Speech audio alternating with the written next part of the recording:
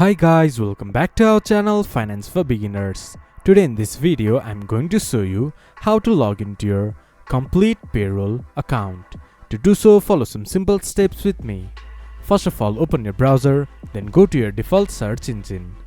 Then search Complete Payroll Login.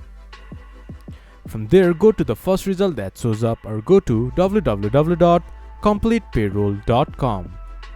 It will then take you to the official website of Complete Payroll. From there, scroll down a little bit and choose the company that you want to log into. From there, enter your username and your password. Once you have entered your login credentials, click to login. Then you should be able to access your Complete Payroll account. If you have forgot your username or your password, you can get help by clicking to I forgot my password.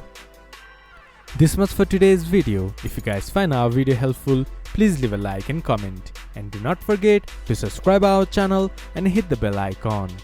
I'll see you guys again in our next video. Thank you for watching.